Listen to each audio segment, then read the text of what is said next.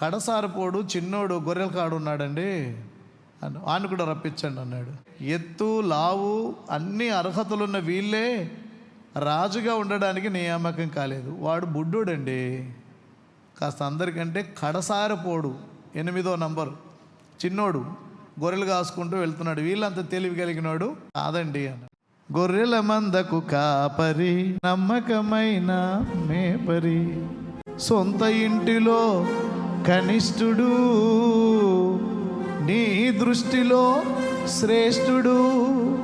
అక్కడి నుంచి దావీదు వస్తుంటే దేవుడు శామ్యూయల్తో మాట్లాడుతున్నాడు, నేను కోరుకున్న వ్యక్తి ఇతడు, అందుకే అతనిని పిలిచావు, రాజుగా అభిషేకించావు, పశ్చాత్తాపమే ఔషధమంటూ శుద్ధుల సంఖ్యలో నిలిపావు, దావీదుని ధన్యుని చేశా.